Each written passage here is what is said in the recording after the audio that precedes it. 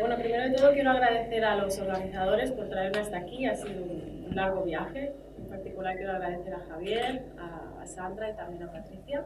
Y bueno, agradecer también a los organizadores de Chilecon por hacer esto posible y a todos vosotros por estar aquí, aunque son las 9:30 y entiendo que es temprano y estamos todos un poco dormidos, así que vamos a intentar hacerlo un poco más ameno.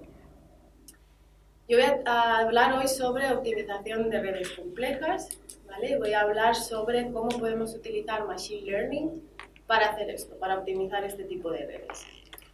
Y voy a hablar de cuáles son las oportunidades que Machine Learning presenta, que son potentes y que son importantes, pero también voy a hablar de la problemática que tiene utilizar Machine Learning para, en este caso concreto, para optimizar este tipo de redes.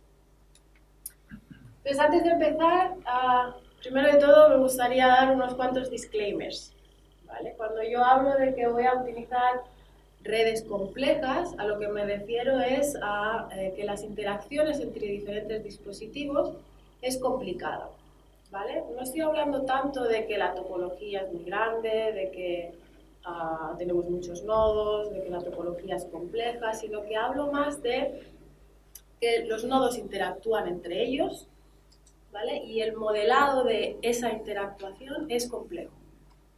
Por ejemplo, lo que puede pasar en Wi-Fi o lo que puede pasar en protocolos para el IoT. Tenemos backups, tenemos interacciones entre los dispositivos que son más o menos difíciles de modelar, ¿vale? Y en este caso voy a hablar de un ejemplo concreto que me va a ayudar un poco a sacar estas conclusiones más en general, pero me gusta ir al ejemplo concreto porque nos va a ayudar a entender en detalle cuáles son esas oportunidades y cuáles son esos challenges de Machine Learning. Este ejemplo concreto es la coexistencia de Unlicensed LTE y Wi-Fi. Si no sabéis de qué estoy hablando, no os preocupéis porque después voy a explicar en detalle qué significa esto. Pero lo que tenemos aquí básicamente son dos tecnologías muy diferentes que van a coexistir en la misma banda frecuencial.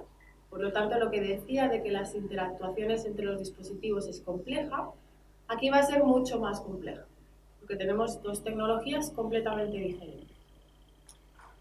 Y en verdad es un ejemplo concreto, pero es un ejemplo que puede pasar en muchos otros casos. ¿De acuerdo? Por ejemplo, en el Internet of Things podemos tener redes con distintos protocolos, bastante distintos protocolos, que intentan coexistir. Y en general, pues eso veremos mucho más allá incluso de lo que es la optimización de redes inalámbricas, algún potencial y drawbacks de Machine Learning. Y bueno, permitirme también que especifique un poco más. Machine Learning es un área de investigación por sí sola. Yo no voy a estar hablando de todos los algoritmos de Machine Learning. En concreto voy a hablar de aquellos que están en la categoría de Reinforcement Learning. Intento aprender interactuando con el environment, con mi alrededor. Y en concreto los multi-armed bandits. Y dentro de estos hay otra subcategoría que sería Bandit Convex Optimization.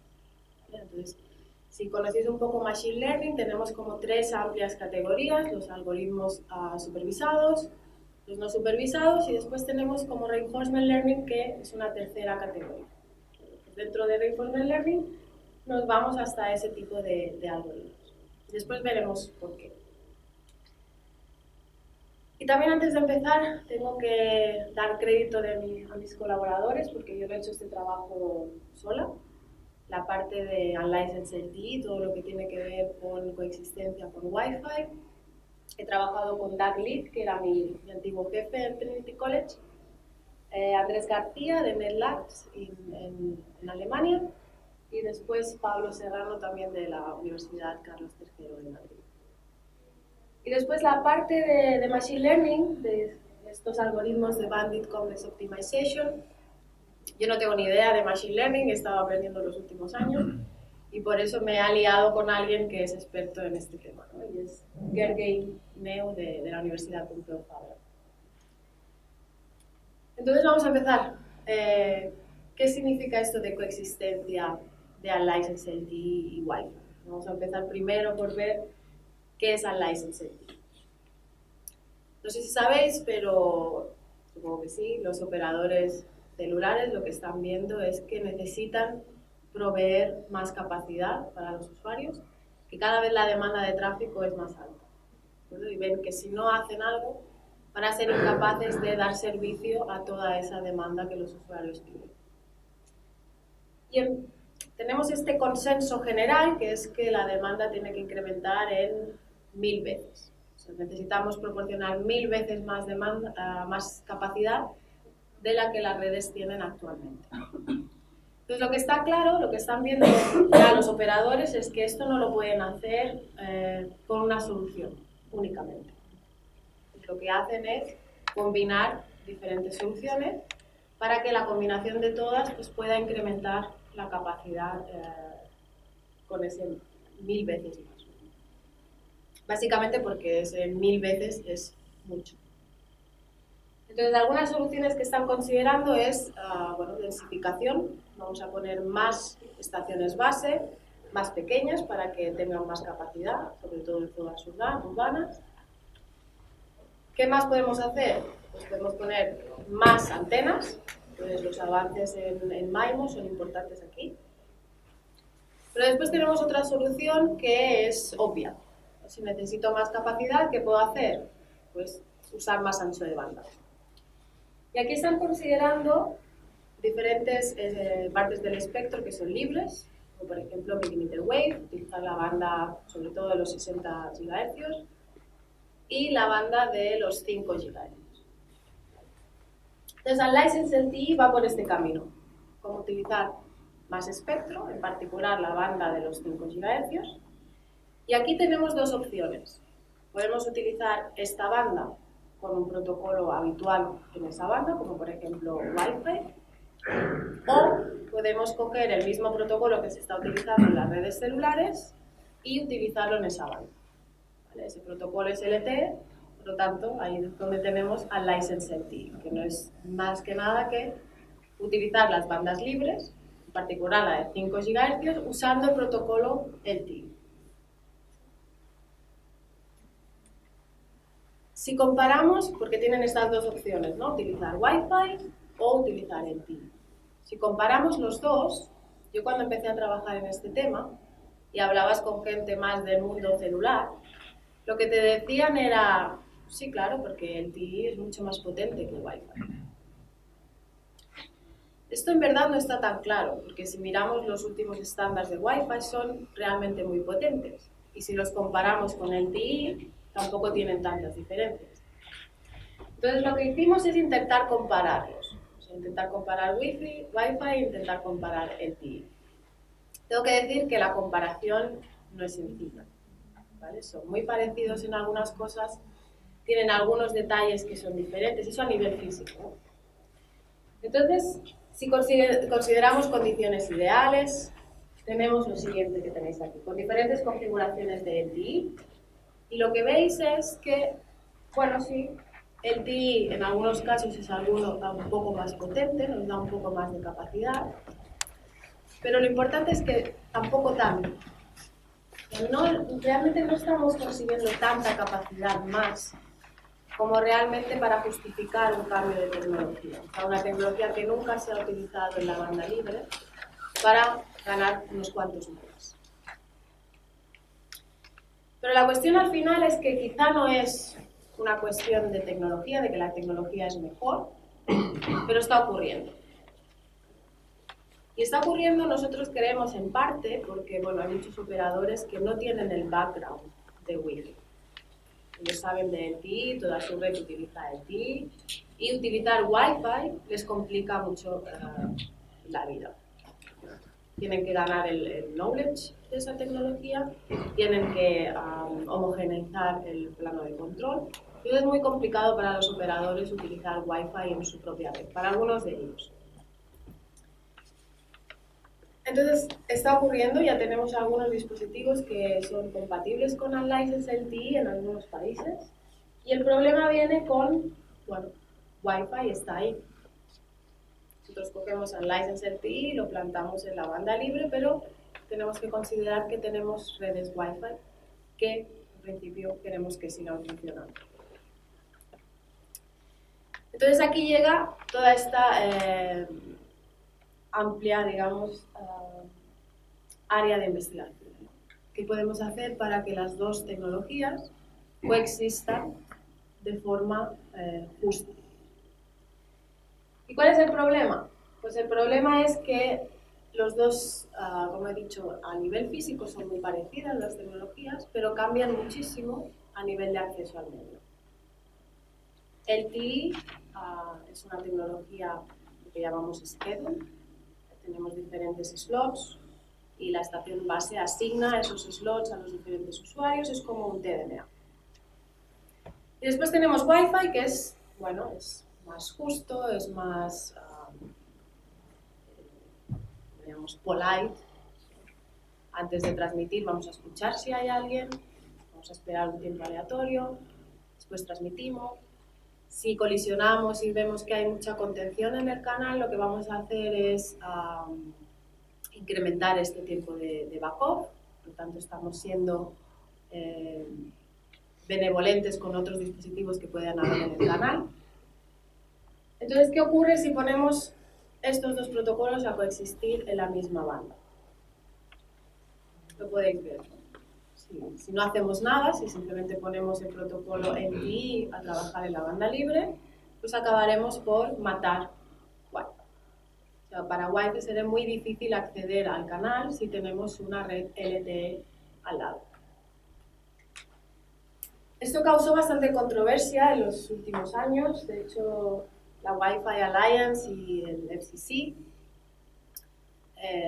bueno, les dijeron a los operadores que había que ir con cuidado y que tenían que ser muy claros en cómo iban a garantizar esa coexistencia.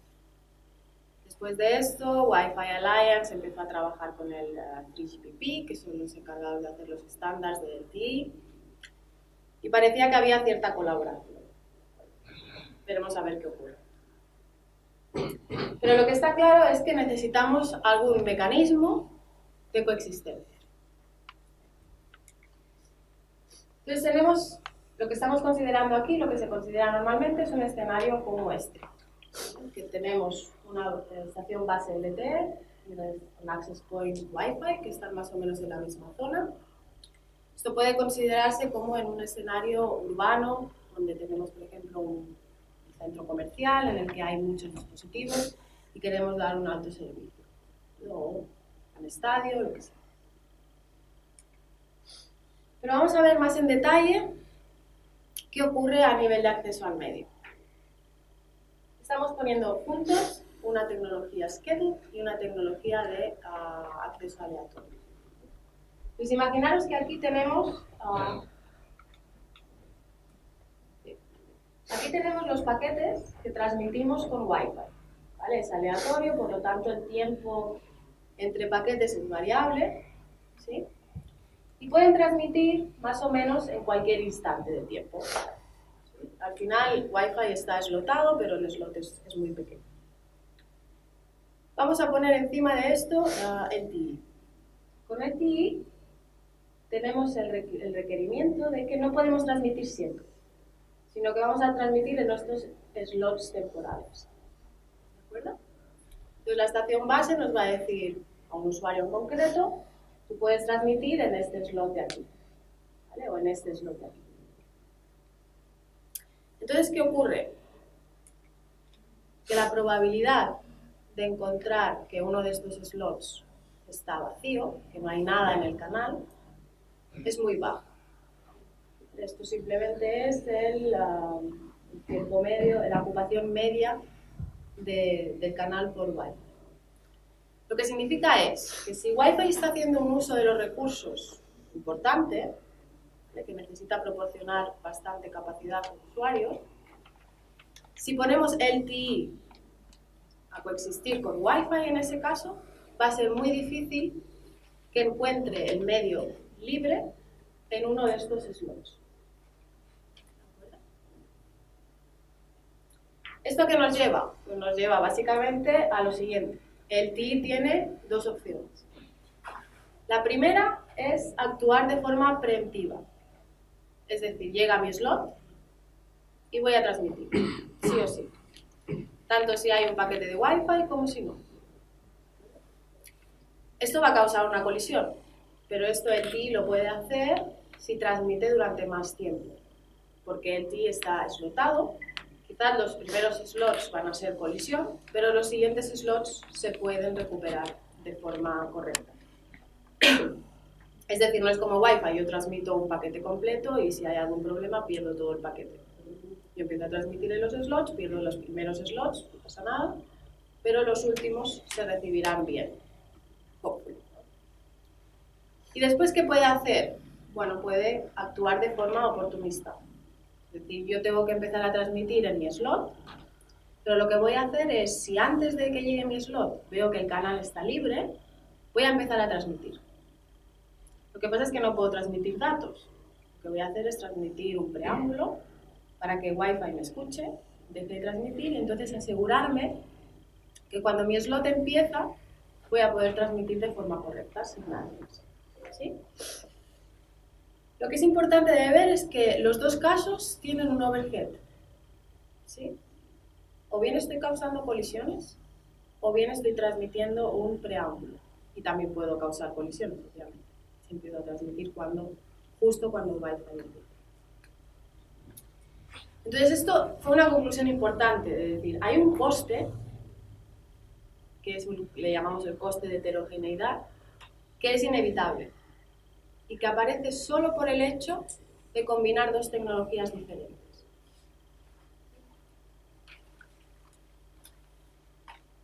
Estos dos tipos de mecanismos, es decir, qué hacemos si tenemos una red Wi-Fi, puede actuar de esta forma o de esta otra forma, es lo que vamos a llamar mecanismos de coexistencia.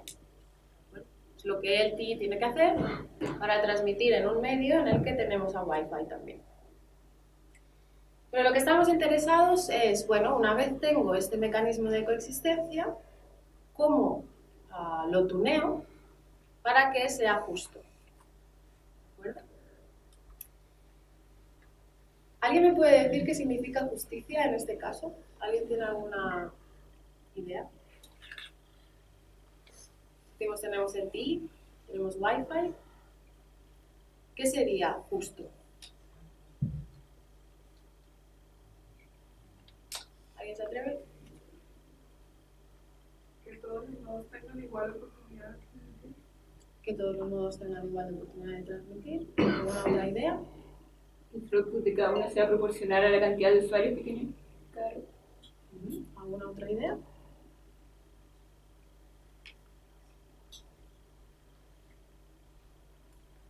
De hecho, hay muchísimas ideas, ¿de acuerdo? ¿Qué significa justo? Pues lo que nosotros decidamos que es justo. Podríamos decir, si tengo este ancho de banda, pues voy a dividir la mitad de ancho de banda para uno y la mitad de ancho de banda para otro. Si tengo este tiempo, pues la mitad del tiempo para uno y la mitad del tiempo para otra. O misma probabilidad de acceder al canal. O dividirlo de forma proporcional a lo que necesito. Hay muchas nociones de justicia. Incluso podríamos decir, bueno, es que el TI es un operador, ya tiene su propia banda por la que está pagando, una banda licenciada, por lo tanto, no es justo darle la mitad de recursos que a Wi-Fi, por ejemplo. Tendría que tener menos, o solo utilizar el canal si no hay Wi-Fi. Es decir, hay muchas definiciones de justicia. Ya os digo que esto no se está haciendo, ¿eh? Nadie le está prohibiendo a los operadores que utilicen las bandas libres. Pero hay muchas definiciones de justicia, de cómo dividir los recursos entre las dos redes.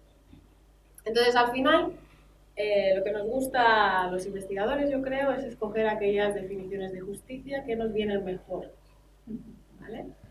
La que nos viene muy bien a nosotros es justamente la que decía ella, proportional fairness. Proportional fairness, en verdad, lo que intuitivamente significa, y por eso también nos gusta, porque intuitivamente tiene sentido, es, bueno, le voy a dar recursos a la red que sea más eficiente, porque está haciendo un mejor uso del canal, pero solo voy a hacer eso si no penalizo mucho a una red que sea menos eficiente. ¿Vale? Esto se convierte en un problema matemático y la solución de ese problema normalmente pasa por eso, por dar una división proporcional a los usuarios. O sea, lo que decía ella ya es el resultado de un problema de optimización. Y esta nos interesa porque es matemáticamente tractable. Entonces lo que nosotros hicimos fue, bueno, definimos un problema de optimización, ¿vale? Proportional fairness se define como maximizar la suma del logaritmo de los throughputs, ¿vale? Es lo que viene a ser esta idea intuitiva de darle más recursos a los más eficientes, pero sin penalizar mucho a los demás. Y bueno, podemos definir cuál es el throughput de Wi-Fi, podemos definir cuál es el throughput de LTE, hemos hecho una serie de assumptions aquí. Tenemos algunos parámetros, como por ejemplo está C1 y C2, esto es lo que hablaba antes del coste de heterogeneidad, estas colisiones entre tecnologías y del preámbulo. Tenemos nuestro problema de optimización, hemos hecho un esfuerzo aquí para que el problema sea convexo, algunos cambios de variables, y al final tenemos un resultado. Este problema es un problema muy sencillo, que podemos resolver manualmente, y que nos da esta fórmula de aquí, que es tan simple. Al final, lo que nos está diciendo esta fórmula es cuál es el tiempo en el que LTE tiene que permanecer callada y dejar transmitir a Wi-Fi para ser proportional fair. ¿Sí? Y el resultado lo que nos dice es, bueno, pues es una división igual de los recursos, pero una división igual de los recursos un poco especial. Porque el mismo resultado nos aparece cuando solo tenemos en cuenta Wi-Fi, pero aquí es un poco especial, porque lo que en realidad esta ecuación nos está diciendo es, sí, es división igual de los recursos, pero cada tecnología tiene que contar con su propia ineficiencia. Es decir, yo doy un tiempo a Wi-Fi, pero si Wi-Fi tiene periodos de tiempo en los que no hace nada, porque está en backup, esos periodos de tiempo se cuentan como tiempo para Wi-Fi. ¿Ya? Si Wi-Fi los utiliza mal, es su problema. En la parte de LTE, si LTE está transmitiendo y causa una colisión con Wi-Fi, ese tiempo también, bueno, es tiempo de LTE, ella hace lo que puede. ¿Sí? Entonces, un poco, se ve fatal, ¿verdad? El significado en la práctica, lo que viene a decirnos la solución de este problema convexo, es que, bueno, aquí tenemos un usuario Wi-Fi, un usuario LTE. Este es el caso preemptivo, entonces LTE va a transmitir independientemente de cómo esté el canal. Y dividimos los recursos de la misma forma. Tanto tiempo para Wi-Fi y el mismo tiempo para LTE. Todos estos periodos de tiempo en los que no hace nada Wi-Fi es un problema. Si LTE empieza a transmitir aquí, pero había un paquete Wi-Fi y causa una colisión, pues ese es problema del LTE, pero está dentro de su tiempo. En el caso oportunístico, lo mismo, pero tenemos el preámbulo, que también se considera ineficiencia del LTE. ¿Sí? Fijaros que es algo muy intuitivo, pero esto no lo nosotros no lo hemos fijado. Nosotros hemos hecho este problema de optimización, maximizando la suma del logaritmo de los throughputs, ¿de acuerdo? Que es proportional fairness, y el resultado es lo que nos dice cómo tenemos que dividir los recursos.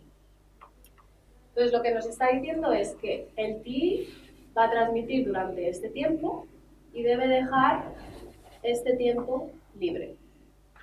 Entonces, lo que nos da es cuál es el tiempo de silencio, el T-off, ¿vale? Si el TI está transmitiendo a veces y otras veces se está silenciando para dejar que transmita Wi-Fi, ¿cuál es este T-off que debemos dejar para ser justos?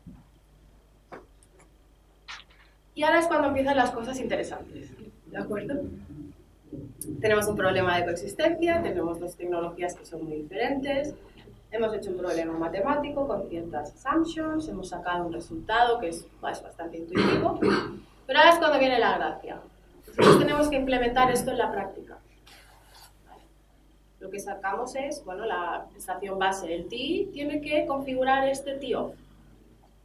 ¿Pero cómo lo hace?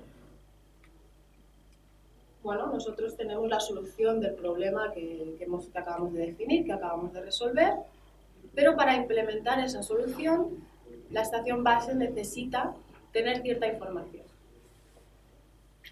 ¿Qué información necesita? Habéis visto en la ecuación que salía una n por allá. ¿Ves? Es el número de dispositivos Wi-Fi en la red Wi-Fi.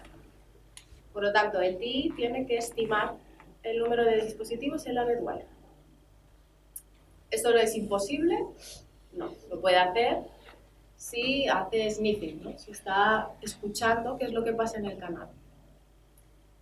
No he hablado sobre esto, pero hicimos una extensión de este trabajo considerando que los dispositivos de la red Wi-Fi no están saturados, que a veces no tienen un paquete para transmitir. En este caso, la solución del problema cambia un poco, pero lo que tenemos que considerar es que la red, que la estación base del TI necesita saber cuáles son los dispositivos que están saturados y cuáles no. Y de los que no están saturados necesita saber cuánto quieren transmitir. Y después tenemos este coste de heterogeneidad también, porque el TI, hemos visto que este coste de heterogeneidad lo tiene que asumir dentro de su tiempo de TION. Por lo tanto, necesita estimar en media cuál es el tiempo perdido en el canal por esta coexistencia, este coste de heterogeneidad. Y esto, bueno, también lo podemos hacer haciendo sniffing. De hecho, Qualcomm, que es uno de los que está empujando más esta tecnología, ya considera que los dispositivos en TI tengan una interfaz Wi-Fi en la que puedan escuchar el canal y puedan decodificar los preámbulos, los beacons, etc., para poderse configurar de forma óptima. Desde el principio esto lo podemos hacer, ¿no? Pero ¿cuál es el problema? El problema es que tenemos que estimar cosas y a veces vamos a tener errores de estimación, obviamente. Habrán dispositivos que están muy lejos y no podemos oír qué es lo que están transmitiendo. Y además, quizá una de las cosas más importantes es que estos parámetros no son fijos, porque las redes Wi-Fi no son fijas, van a ir cambiando. A veces va a venir un usuario nuevo, vamos a tener peores condiciones de canal, vamos a necesitar más tiempo para transmitir. Todos estos parámetros que necesitamos van a cambiar, básicamente por las dinámicas de la red. Entonces es aquí cuando nos preguntamos lo siguiente, si vamos a hacer las cosas diferentes y si Machine Learning nos puede ayudar. ¿Cómo nos puede ayudar en concreto? Pues con un cambio de paradigma. Lo que hemos visto hasta ahora, lo que he explicado hasta ahora, que es, yo diría que el 90% del trabajo de optimización de redes inalámbricas se hace de la siguiente forma. Yo sé cuál es el protocolo y caracterizo ese protocolo de una forma matemática. ¿Vale? Y a partir de ahí pues hago un problema de optimización que me da un resultado basándome en unas ciertas consideraciones. ¿De acuerdo? La idea de utilizar Machine Learning sería cambiar completamente este paradigma. En vez de yo hacer una caracterización de los protocolos, del comportamiento de los dispositivos, lo que voy a hacer es ver qué pasa. Y una de las formas de hacer esto, que parece que está muy bien ligada con este problema, es hacerlo interactuando con mi... ¿cómo sale esto en castellano? Con mi environment, ¿no? Yo quiero aprender y lo que voy a hacer es configurar, por ejemplo, aquí teníamos el TIOF, yo configuro un TIOF y miro qué pasa. Pero aparte de esto, hay muchísimos, como he dicho antes, hay muchísimos algoritmos de Machine Learning. La gracia aquí es, ¿podemos beneficiarnos de que sabemos que la función es convexa? Porque lo sabemos, lo hemos hecho nosotros, hemos hecho algunos cambios de variable y hemos asegurado que con esos cambios de variable yo tengo una función convexa. Por lo tanto, ¿puedo utilizar algún algoritmo de Machine Learning que funcione mejor, dado que mi función es convexa? Que me ayude a optimizar sin saber nada. Y aquí es cuando entra esta parte de Bandit Convex Optimization. Si no lo habéis escuchado nunca, básicamente se basa en lo siguiente. Yo tengo un juego que se repite, tengo un dispositivo que aprende y tengo un adversario. ¿Vale? El dispositivo que aprende en nuestro caso sería pues, la estación base de TI Y el adversario pues sería Wi-Fi. Pero en este caso concreto, este adversario no puede elegir cualquier cosa. Está restringido a escoger solo funciones convexas. Esta es la definición de Bandit Convex Optimization. Y en este tipo de algoritmos, básicamente siempre se basan en lo mismo. Lo que estamos interesados es en tener un regret bajo. Es decir, que la acumulación de mis pérdidas, ahora diré lo que significan pérdidas, a lo largo del tiempo sea lo menor posible. ¿Vale? Pérdidas básicamente, ¿qué es? Pues imaginaros que yo pongo un TIOF que no es el adecuado y tengo menos throughput del que tendría con un TIOF óptimo. Pues esa es mi pérdida. Pues este tipo de algoritmos utilizan esta métrica, que es muy conveniente de forma matemática, para intentar hacerlo lo mejor posible. Que mis pérdidas, cuando no estoy configurándome de forma óptima, pues sea lo menor posible a lo largo del tiempo. Que básicamente lo que significa es que mi algoritmo es capaz de aprender. ¿Pero qué beneficios tiene? Los beneficios que tiene es que el adversario está restringido a escoger funciones convexas, pero puede escoger cualquier función convexa en cualquier momento del tiempo. Entonces, lo que esto significa es que intrínsecamente estos algoritmos ya gestionan las dinámicas de red. Es decir, si hay cambios, si hay un nodo Wi-Fi que se va, otro que vuelve, si nos cambian los parámetros, esto ya lo consideran estos algoritmos. Siempre que la función sea convexa, el algoritmo va a funcionar. ¿Sí? Pero esta función puede ir cambiando. Otro beneficio que tiene, que nos viene muy bien, es que lo único que necesitamos es el input de nuestro problema de optimización. Es decir, solo necesitamos para el algoritmo la variable que queremos optimizar. En nuestro caso, ¿os acordáis cuál era? ¿Alguien? ¿Qué era lo que queríamos optimizar? La suma del logaritmo de los throughputs, ¿vale? Porque queríamos optimizar proportional fairness. Entonces, es esa la única métrica, es nuestra función convexa, es nuestro coste, nuestras pérdidas. ¿No? La suma del logaritmo de los throughputs es lo único que necesitamos. No necesitamos saber cuántos dispositivos hay, en principio. No necesitamos saber nada más, solo necesitamos saber la variable que queremos optimizar. Esta función puede cambiar, mientras sea convexa, el algoritmo nos va a funcionar. Lo curioso es que no se ha utilizado nunca en redes inalámbricas. De hecho, hay muy pocas aplicaciones de este tipo de algoritmos. Yo solo he encontrado un paper que aplica este tipo de algoritmos. Los resultados no son muy buenos, pero ahora entraremos ahí. Pero no se ha utilizado todavía. Entonces yo creo que lo bueno es este match, ¿no? Que nos permite que tengamos dinámicas y que no necesitamos hacer este sniffing, esta estimación de parámetros de la otra red para que funcione correctamente. Entonces tiene mucho potencial para nuestro campo. Un poco explicaros en qué se basan estos algoritmos. Los algoritmos de Bandit Convex Optimization básicamente lo que hacen es un online gradient descent, pero sin tener el gradiente. Yo no sé la función, lo único que sé es, yo he escogido un parámetro, he visto cuál es el coste de la función con ese parámetro, o sea, en ese punto he hecho un sampling de esa función y eso es lo que tengo. Y a partir de ahí, lo que hago es intentar estimar cuál es el gradiente de la función en ese momento. Y lo que hago es descender hacia el óptimo, que es una función compleja. Este tipo de trabajos empezaron con Flaxman, tenéis ahí la referencia, no sé que se ve fatal. Y después se ha ido refinando con el tiempo. De hecho, el algoritmo que utiliza Flaxman es muy interesante porque consigue estimar el gradiente solo con un punto de la función. Lo que hace es estimar el gradiente en expectation, pero solo con un punto. Y después tenemos otro tipo de algoritmos que se basan en, bueno, yo hago un sampling de la función en 2 puntos y me es mucho más fácil calcular el gradiente. Y a partir de ahí, pues utilizo gradient descent. ¿Cuál es el problema? Pues el problema es que ninguno de los dos, ni si utilizo un sampling o 2 o más, son prácticos para nuestro caso. ¿Por qué? Idealmente lo que nos gustaría utilizar es el de un solo sample.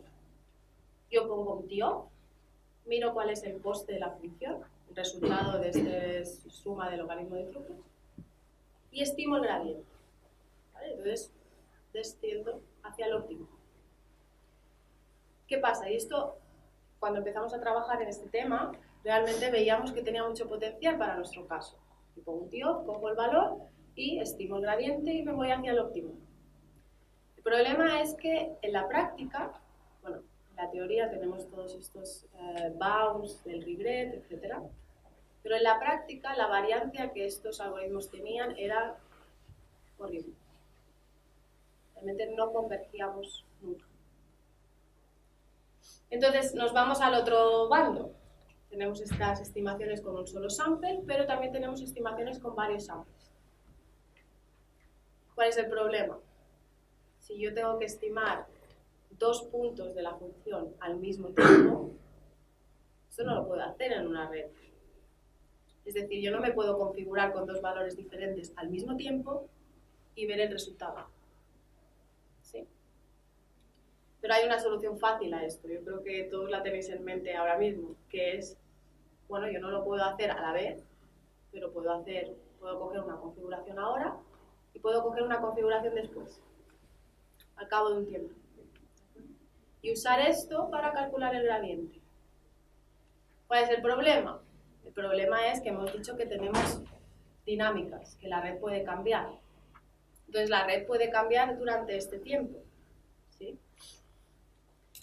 Lo que nosotros hemos visto, y esta parte es completamente gracias a Gergely, a mi colaborador de la Pompeu, lo que hemos visto es que lo que hemos conseguido probar a nivel teórico es que si las funciones cambian de forma arbitraria, es decir, no vamos a poner ninguna restricción en cómo el adversario va a cambiar de funciones convexas de un momento a otro, lo que obtenemos son los mismos resultados en bounds de regret que lo que obtenemos para estos algoritmos que solo hacen un sample de la función y estiman el gradiente, que es un resultado importante.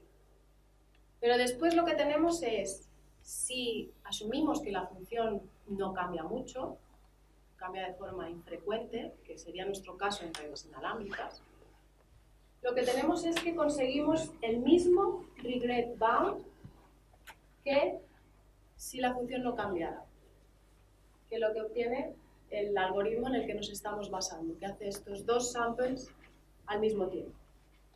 Entonces, realmente, si consideramos que la función cambia poco, desde un punto de vista teórico del regret, no estamos perdiendo mucho, no estamos perdiendo nada. Entonces, lo que podemos hacer es, bueno, pues vamos a formular nuestro problema, el problema original, como un Bandit Convex Optimization y ver qué pasa. Pues vamos a tener que, tenemos, como he dicho, un juego que se repite, ¿de acuerdo? En cada round, el player coge un punto y este punto va a ser nuestro tee-off. La base station va a escoger un tee-off. El adversario de forma independiente escoge la función. Desde aquí vamos a tener Wi-Fi con un cierto número de usuarios, con unos parámetros y vamos a evaluar la función del coste, la suma del logaritmo de throughput. Y después lo que vamos a poder observar es el valor de esa función en el punto en el que he escogido, ¿sí? Pero no toda la función. Lo que sabemos, porque lo hemos definido antes, es que el decision set es convexo, todas las funciones de las que puede escoger el adversario también son convexas, por lo tanto podemos aplicar este algoritmo que os acabo de explicar. Y vamos a ver qué ocurre a la práctica. ¿Sí? Porque lo que tenemos es un algoritmo que hace una estimación del gradiente secuencial y que entonces utiliza el gradient descent y tenemos unos bounds teóricos que están bien. Pero ¿qué ocurre a la práctica? Y esto es una crítica a Machine Learning, es uno de los problemas que vamos a tener, que gran parte del trabajo que tenemos es teórico y es en forma de bounds, en regret. pero después lo que encontramos a la práctica normalmente es mucho mejor que esos bounds. Lo que nos están diciendo esos bounds son algo muy conservativos. Si nos dan alguna indicación de cómo poner los parámetros, de cómo configurar los parámetros del propio algoritmo, son conservativos. Entonces lo que luego encontramos en la práctica, pues cambia mucho. Y en este caso, pues lo que hicimos es, bueno, evaluar qué ocurre en la práctica. Aquí tenemos el valor de TIO, que nos va a seleccionar el algoritmo para diferentes configuraciones de dispositivos Wi-Fi. Tenemos 1, 3 y 5. Y estos son los rounds del algoritmo. Y aquí está marcado cuál es el óptimo del problema de optimización. Y lo que vemos es que el algoritmo converge muy rápidamente. En menos de 25 iteraciones el algoritmo ya ha convergido. ¿Qué pasa? Que esto es un caso, estos son 100 diferentes simulaciones, pero es una configuración concreta del algoritmo. Yo aquí os estoy enseñando lo mejor que tengo. ¿Qué es más importante ver, yo creo? ¿Cuál es la sensibilidad del algoritmo a los parámetros? Yo os he dicho que este algoritmo lo que hace es estimar el gradiente basándose en 2 samples de la función que va a tomar de forma consecutiva. Tenemos un parámetro que es cómo de distanciados están esos samples. ¿Vale? Lo que hace el algoritmo básicamente es yo cojo un punto, un TIO, un valor de TIO, y en vez de coger ese punto para hacer el sampling de la función, cojo un valor un poco más hacia la izquierda y un valor más hacia la derecha. Y a partir de ahí estimo el gradiente. Eso es un parámetro que yo escojo. Después hay otro parámetro que es cómo esa distancia cambia en el tiempo, porque si yo no cambio la distancia, al final no voy a converger, voy a estar oscilando entre 2 valores. Entonces ese parámetro pues, se va haciendo más pequeño con el tiempo. ¿Vale? Esa función de cómo ese parámetro decrece pues es otro parámetro del algoritmo. Y aquí ya no estoy hablando del step size de gradient descent, que sería el tercer parámetro. Entonces, esto es el resultado de una simple simulación con una configuración de parámetros. ¿Vale? Y aquí vemos que en los 3 casos converge rápidamente y que no oscila. No sé si se ve muy bien. Y aquí tenemos otra. ¿Vale? En este caso, dentro de un rango más o menos razonable, porque nosotros sabemos cuál es la función y cuáles son los valores, el mínimo, el máximo de los valores de TIO que podemos coger, pues este sería los resultados de otra configuración. Y aquí vemos que, bueno, podemos decir que más o menos converge rápido, pero después tenemos estas oscilaciones. Aquí básicamente creo que esta distancia, que la función decrecía más lentamente. Pues este es uno de los problemas que tenemos, que aquí nos salen los resultados muy malos en términos de oscilación y de tiempo de convergencia, porque también hemos escogido unos parámetros de forma razonable. ¿De acuerdo? Pero si yo le doy este algoritmo a alguien que tiene que configurar una red, ¿cómo va a escoger estos parámetros? Y realmente estos parámetros tienen un efecto importante en el tiempo de convergencia y en estas oscilaciones. Y después tenemos otro problema. Los resultados que he presentado hasta ahora son del valor de la función. ¿Vale? Yo tengo mi algoritmo programado en MATLAB, calculo el valor de la función y a partir de ahí se lo paso al algoritmo. Pero esto no es lo que pasa en redes. En redes lo que pasa es que yo tengo una configuración, pongo mi base station con esa configuración y la red funciona. Entonces, a partir de ahí, el valor de la función de coste lo voy a estimar. Al final sí que tenemos que estimar algo, tenemos que estimar el valor de esa función. Y el valor de esa función es una estimación. Una estimación que si yo configuro ese parámetro y dejo que la red funcione durante un tiempo más largo, pues mi estimación va a ser más buena. ¿Por qué no es el valor real de la función? Bueno, porque tenemos una cierta variabilidad en este coste de función. Lo que tenemos es, Wi-Fi está utilizando un backoff, ese backoff bueno, pues tiene unas ciertas propiedades, pero al final es una variable aleatoria. Entonces hay una cierta variabilidad que tenemos que tener en cuenta. Entonces estos son los resultados, que son los mismos que estos, pero cuando el coste de la función ya no es directo, sino que es una estimación utilizando un simulador. Un simulador en el que se sigue todo el procedimiento del protocolo MAC y en el que estimamos el valor del throughput. Ahora no recuerdo cuál era el valor de tiempo que esperamos entre cada round del algoritmo, pero era algo que más o menos tenía sentido. No son horas. Entonces aquí lo que vemos es que, bueno, el tiempo de convergencia aumenta, obviamente, y además tenemos más oscilaciones. ¿Qué es lo que está pasando aquí? Que ahora no tenemos una función convexa perfecta, ¿vale? Sino que tenemos este ruido añadido. Lo que estamos haciendo es una estimación del gradiente cogiendo dos puntos. Entonces, ¿os acordáis que teníamos este parámetro que regula la distancia entre esos dos puntos? Aquí, además, ese parámetro va a tener mucho más impacto. Porque yo tengo este ruido, si la distancia de lo que me está diciendo este parámetro me da una distancia muy pequeña, mi estimación del gradiente puede ser errónea. Será errónea con mayor probabilidad. Y en vez de ir hacia el óptimo, muchas veces iré al contrario del óptimo. Ya para acabar, la segunda parte de implementación práctica no es tan larga. Pero lo que hemos visto es que, bueno, Bandit Convex Optimization en verdad tiene un potencial importante para ayudarnos a hacer la implementación de ciertos algoritmos en los que no vamos a necesitar inferir métricas de la otra red, sino que lo que tenemos es simplemente con la métrica que queremos optimizar, nos vale, y además intrínsecamente gestiona estas dinámicas de red. Pero no se queda ahí la implementación.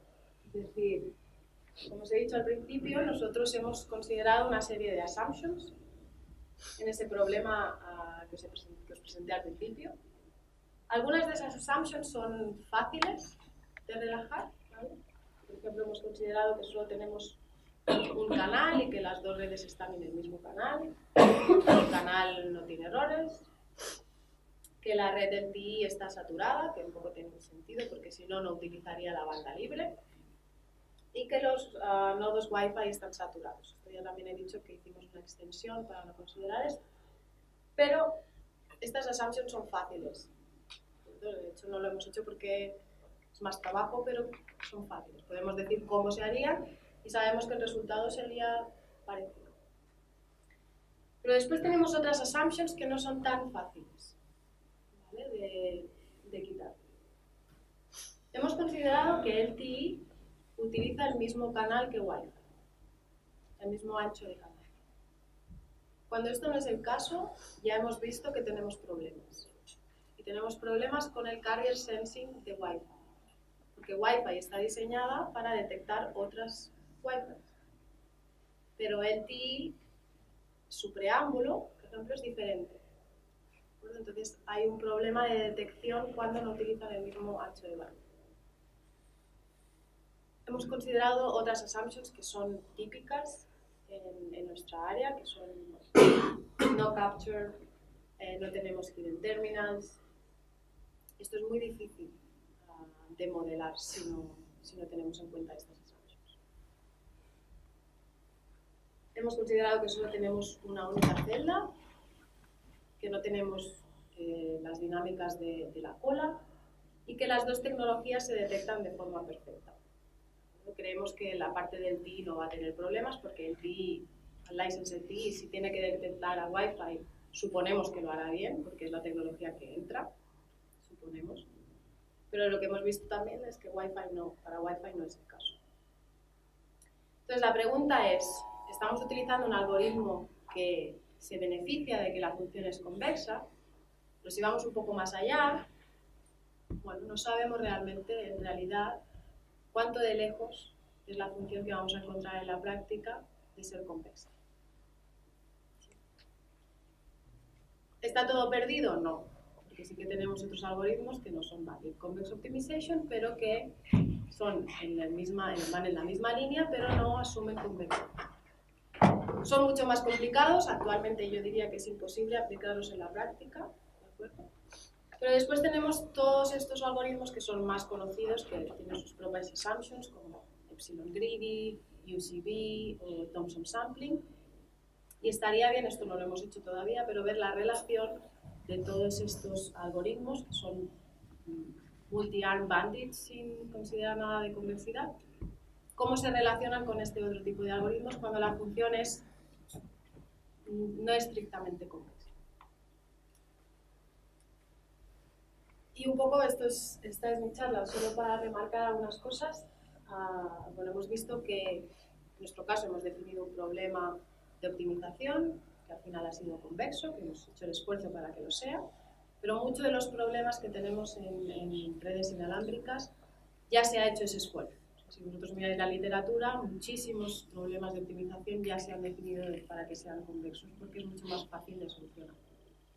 Entonces nosotros creemos que estos algoritmos de Bounded Convex Optimization tienen mucho potencial, porque son capaces de darnos una solución para esos problemas que ya están definidos, sin la necesidad de inferir ciertas métricas y además con la posibilidad de que las funciones puedan cambiar, que tengamos esas dinámicas ya incluidas. Pero también creemos que hace falta mucha investigación a partir de ahora. Hay muchos temas abiertos que todavía se tienen que tratar. Sobre todo, yo creo que uno de los más importantes es el impacto de los parámetros del algoritmo. ¿Cómo podemos hacer para minimizar ese impacto? De hecho, es como si necesitamos algoritmos que aprendan, pero que también aprendan cuáles son los parámetros a utilizar, ¿no?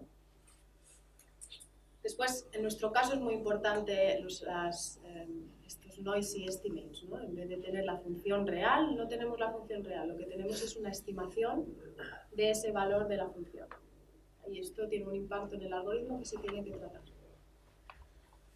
Creemos también que todos estos algoritmos de un único sample nos irían muy bien, pero como hemos visto es imposible utilizarlos a la práctica. Pero estaría bien investigar cuáles son, si es posible de alguna forma minimizar esa variable.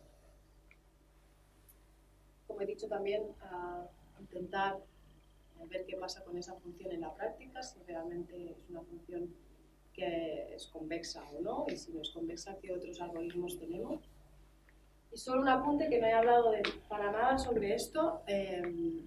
Todo lo que hemos utilizado aquí es una dimensión. La variable que tenemos es el t-op y el coste de la función pues será la suma del logaritmo de throughput. Pero en muchos otros problemas no solo tenemos una variable para optimizar, tenemos un set de variables. Entonces, ver cómo estos algoritmos a la práctica, ver qué resultados tienen cuando tenemos más de una variable, también es algo que tenemos que trabajar. Y esto es todo. Si tenéis alguna pregunta o comentario.